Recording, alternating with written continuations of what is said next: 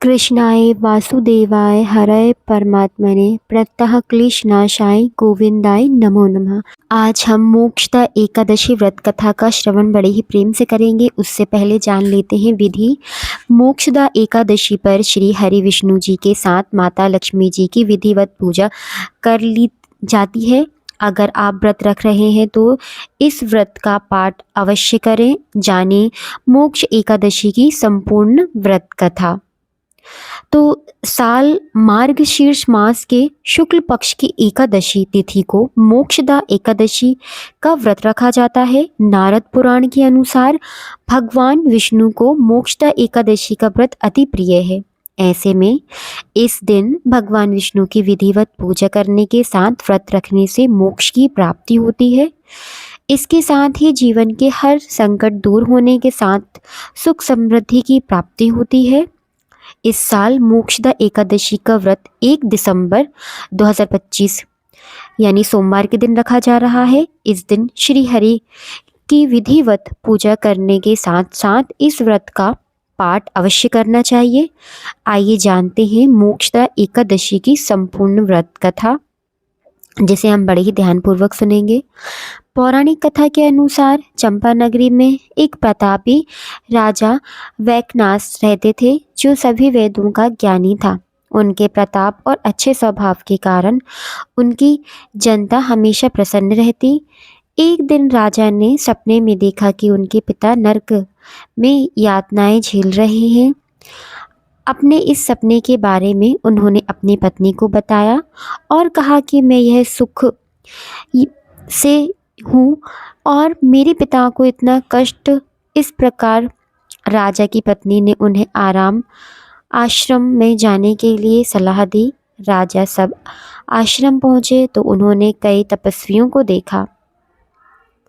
राजा ने ऋषियों से अपनी बात वहाँ मौजूद पर्वत मुनि को बताई।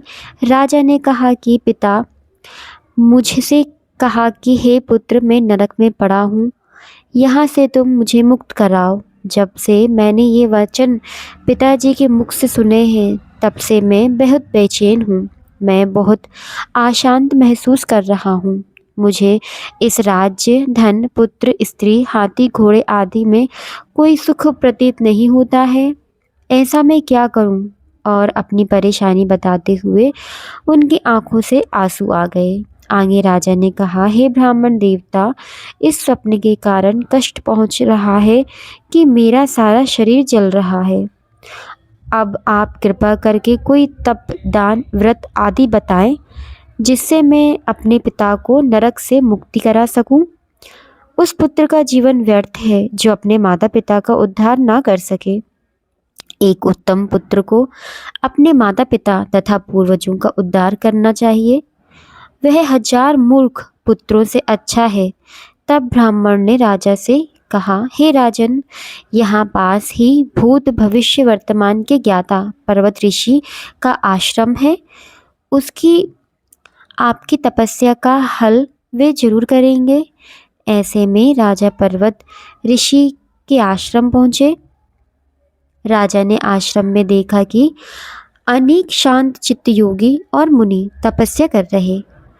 उसी जगह पर्वत पर मुनि बैठे थे। राजा ने मुनि को देखते ही उन्हें साष्टांग दंडवत किया। मुनि ने राजा से संगोपांग कुशल पूछी। राजा ने कहा कि महाराज, आपकी कृपया से मेरे राज्य में सब कुछ कुशल है, लेकिन अकस्मात मेरे चित्त में अत्यंत अशांति होने लगी है। ऐसा सुनकर पर्वत मुनि ने आंखें बंद की और भूत विचारने लगी। इसके बाद पर्वत मुनि से सारा सच जाना और राजा को कहा कि तुम एक पुण्य आत्मा हो जो अपने पिता के लिए इतने परेशान हो, लेकिन इसकी बिल्कुल भी चिंता मत करो, क्योंकि तुम्हारे पिता अपने कर्मों का फल भोग रहे हैं। तुम्हारे पिता ने तुम्हारी माता को बहुत यातनाएं दी हैं, इसी के कारण उन्हें नरक भोगना पड़ रहा है। राजा ने मुनि से इस परेशानी का हाल पूछा तो मुनि ने कहा कि तुम्हें मोक्षदा एकादशी व्रत का पालन करना चाहिए और इसे पिता को फल समर्पित करना चाहिए, इससे उनके सभी कष्ट दूर हो जाएंगे। राजा ने ऐसी विधि का पालन किया और उनके पिता सभी बुरे कर्मों से मुक्त हो गए। स्वर्ग में जाते हुए वे राजा अपने पुत्र से कहा कि हे पुत्र, तेरा कल्याण हो। शास्त्रों के अनुसार मार्गशीर्ष मास की शुक्ल पक्ष की मोक्षदा एकादशी का जो व्रत करते हैं तो उसे हर पाप से नष्ट हो जाते हैं। इसके साथ ही मोक्ष की प्राप्ति होती है। इस कथा को पढ़ने या सुनने से यज्ञों का फल मिलता है। यह व्रत मोक्ष देने वाला है। चिंतामणि के समान सब कामनाएं पूर्ण होती हैं। इसी के साथ एकादशी व्रत की कथा संपन्न होती है। अब जानते हैं एकादशी की एक महत्वपूर्ण कथा। जय श्री हरि, जय श्री विष्णु भगवान। आज हम बात करने वाले हैं उस एकादशी की जिसे पितृपक्ष की सबसे महान एकादशी कहा गया है, इंद्र एकादशी। शास्त्रों में लिखा है, यह व्रत न केवल पापों का नाश करता है बल्कि पितरों को भी तृप्ति और साधक को स्वर्ग लोक की प्राप्ति कराता है। आज हम इस कथा में सुनेंगे इंद्र एकादशी का महत्व, इसकी पौराणिक कथा, पितृपक्ष से इसका गहरा संबंध और धर्म व जीवन के लिए मिलने वाली प्रेरणा। तो आइए श्री हरि विष्णु भगवान का स्मरण करते हुए कथा का आरंभ करते हैं। मुख्य कथा। सतयुग में महिष्मति नामक नगर पर राजा महिष्मान राज्य करते थे। धर्मप्रिय, सत्यवादी और प्रजापालक। एक दिन उसके दरबार में एक दुखी ब्राह्मण आया। बोला, राजन, मेरा पुत्र दुराचारी हो गया है। जुआ, मदिरा और व्यभिचार में फंसकर कुल का नाम डुबो दिए जा रहा है। कृपा कर इसका उद्धार करें। राजा ने समझाया, परंतु वह युवक अपनी आदतों से ना टला। कुछ समय बाद उसकी अकाल मृत्यु हो गई। पापी कर्मों के कारण उसकी आत्मा प्रेत योनि में भटकने लगी। न स्वर्ग मिला न मुक्ति। राजा ने तपस्वी ऋषियों से उपाय पूछा। ऋषियों ने कहा, राजन, इसका उद्धार केवल इंद्र एकादशी व्रत से ही संभव है। यदि आप या कोई परिजन यह व्रत श्रद्धापूर्वक करे तो इसकी आत्मा पितृलोक को प्राप्त होगी। राजा ने स्वयं व्रत किया। उपवास, पूजन, रात्रि जागरण और द्वादशी पर दान। फलस्वरूप उस युवक की आत्मा प्रेत योनि से मुक्त होकर पितृलोक को चली गई। इस प्रकार इंद्र एकादशी का व्रत न केवल जीवित जनों बल्कि आत्माओं का भी उद्धार करती है। पितृपक्ष का महत्व। चलिए आइए जान लेते हैं। यह एकादशी विशेष है क्योंकि यह पितृपक्ष में आती है। पितृपक्ष का अर्थ, यह समय जब हमारे पूर्वज धरती पर आते हैं और हमसे तर्पण, जल और भोजन की अपेक्षा रखते हैं।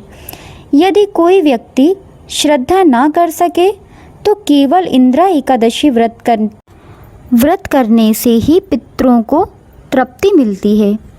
उदाहरण, एक बार एक भक्त ने यह बात कर अपने पितरों को अर्पण किया। उसी रात स्वप्न में पितर प्रकट होकर बोले, वत्स, तेरे इस व्रत से हमें अमृत के समान तृप्ति मिली है। अब हम स्वर्गलोक में सुखपूर्वक जा सकेंगे। श्री कृष्ण और युधिष्ठिर का संवाद। महाभारत काल में युधिष्ठिर ने श्री कृष्ण से पूछा, हे माधव, पितृपक्ष में आने वाली एकादशी का क्या नाम और महत्व है? भगवान श्री कृष्ण बोले, राजन, यह इंद्र एकादशी है। इस दिन व्रत, उपवास, दान और श्रद्धा करने से पितरों को मुक्ति प्राप्त होती है। यह व्रत करने वाला व्यक्ति स्वयं भी पापों से मुक्त होकर विष्णु लोक की प्राप्ति करता है। इस व्रत से आत्मसंयम और श्रद्धा की वृद्धि होती है। पितरों का आशीर्वाद मिलता है, जिससे घर परिवार सुख समृद्धि आती है। यह व्रत साधक को पाप बंधनों से मुक्त कर मोक्ष की ओर ले जाता है। इसलिए कहा गया है, जिस घर में पितृ प्रसन्न होते हैं वहाँ माँ लक्ष्मी स्वयं निवास करती हैं। आज हमने सुना कि इंदिरा एकादशी केवल एक उपवास नहीं बल्कि एक आत्मिक साधना है। इस दिन व्रत करने से पितर प्रसन्न होते हैं, हमारे कुल का उद्धार होता है और हमें स्वयं भी पुण्य की प्राप्ति होती है। आइए अंत में श्री हरि विष्णु भगवान का स्मरण कर प्रार्थना करें। हे भगवान, जैसे आपने इंदिरा एकादशी का महत्व बताया, वैसे ही हम सबकी पितृ ऋण से मुक्त हो। हमारे जीवन में धर्म, अर्थ, काम और मोक्ष चारों पुरुषार्थ की प्राप्ति हो। जय श्री हरि, जय श्री विष्णु भगवान। जय श्री हरि कृष्ण। भाइयों और बहनों, आज हम इंदिरा एकादशी कथा के बाद एक ऐसे प्रमुख अनन्य भक्त की कथा सुनेंगे जिससे हमारे व्रत करने का फल और भी बढ़ जाएगा। हम सुनने जा रहे हैं एक ऐसी कथा जो हमें यह विश्वास दिलाती है कि जब जब भक्त सच्चे मन से व्रत और भक्ति करता है तब तब स्वयं भगवान उसकी रक्षा करने के लिए प्रकट होते हैं। यह कथा है एकादशी व्रत की महिमा की और भगवान श्री कृष्ण के परम भक्त राजा अम्बरीश जी की। भक्ति, श्रद्धा और भगवान की कृपा से जुड़ी यह अद्भुत कथा हमें यह सिखाती है कि भगवान अपने भक्तों के अधीन रहते हैं। तो आइए श्री कृष्ण का नाम लेकर कथा का आरंभ करते हैं। ओम नमो भगवते वासुदेवाय नमः। ओम नमो भगवते वासुदेवाय नमः। ओम नमो भगवते वासुदेवाय नमः। बहुत समय पहले अयोध्या नगरी में एक राजा थे, राजा अम्बरीश जी। वे धर्मप्रिय, सत्यवादी और श्री कृष्ण के अनन्य भक्त थे। राजा अम्बरीश जी का जीवन पूरी तरह भगवान को समर्पित था।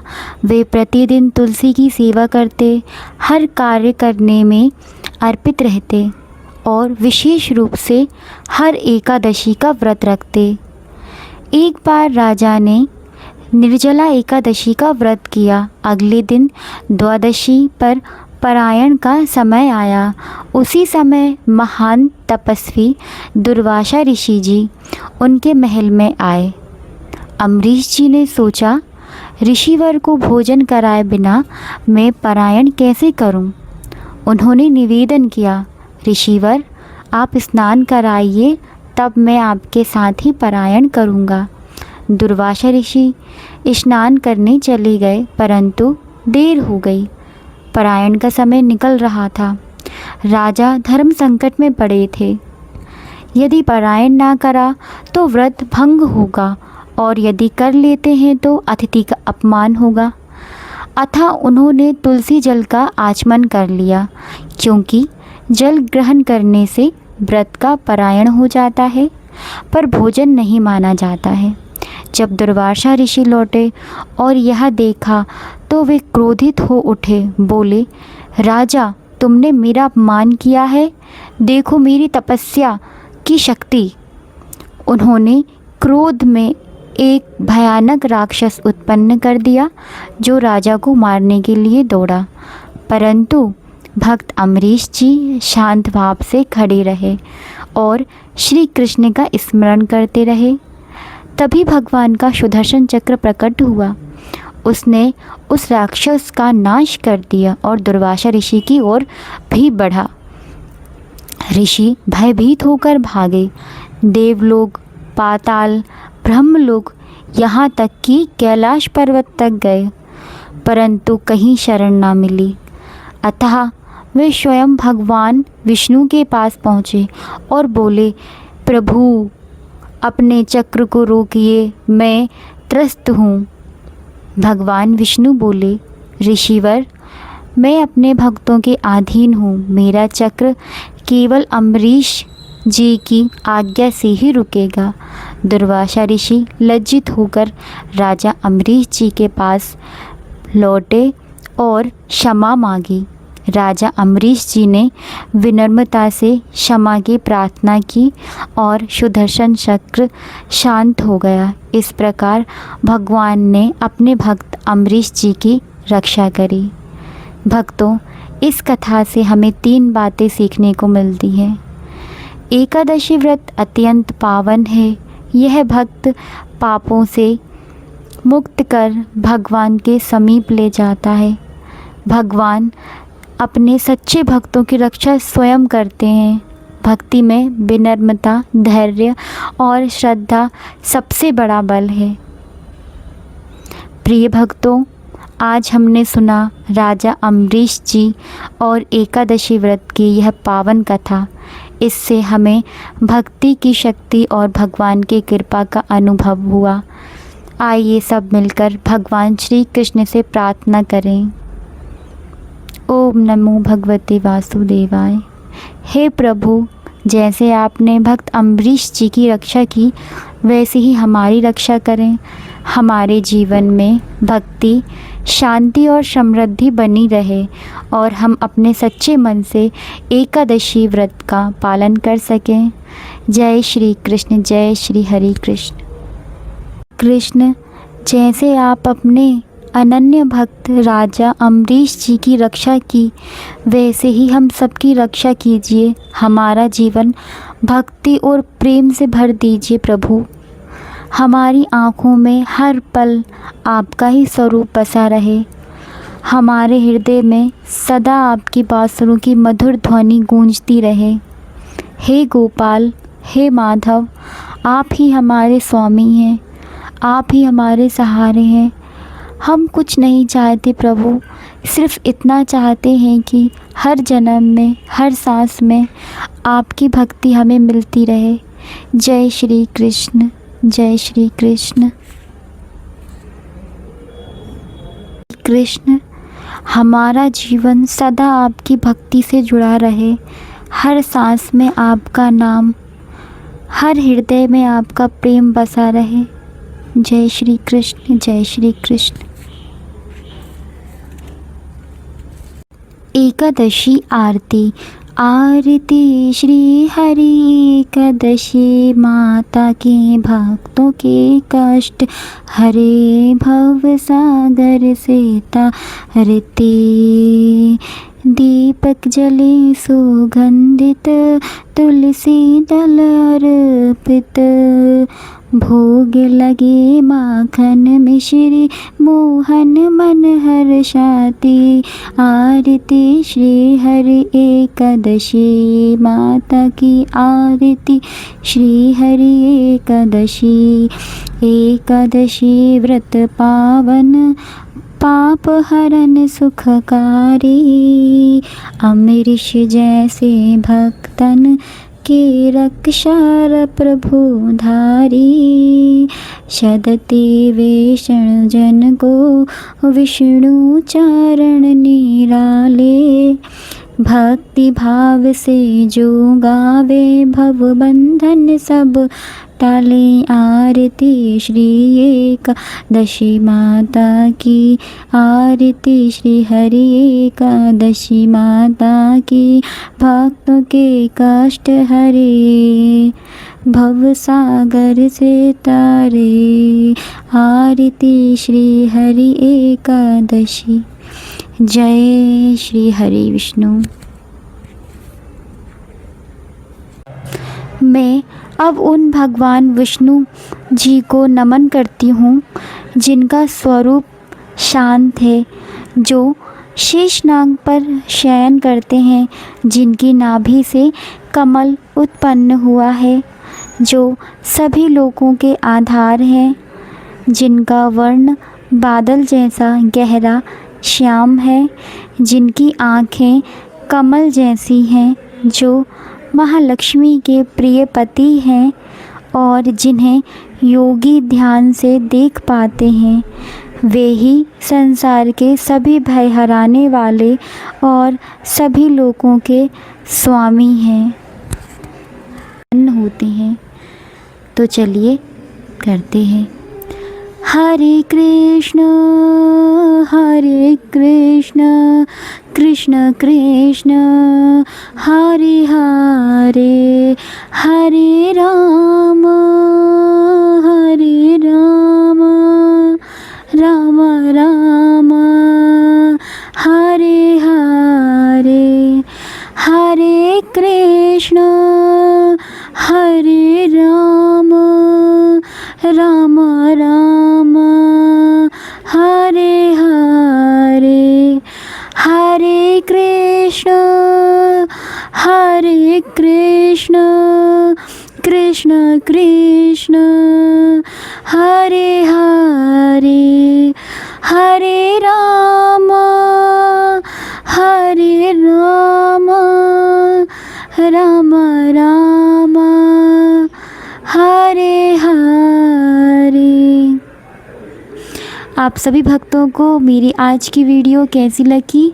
अगर आपको आज की वीडियो अच्छी लगी हो तो वीडियो को लाइक करें, सब्सक्राइब करें एंड शेयर करें और कमेंट में ज़रूर बताएं कि आप किस भक्त के चरित्र और भक्ति को सुनना चाहते हैं। मिलते हैं नेक्स्ट वीडियो में, तब तक के लिए श्री राधे।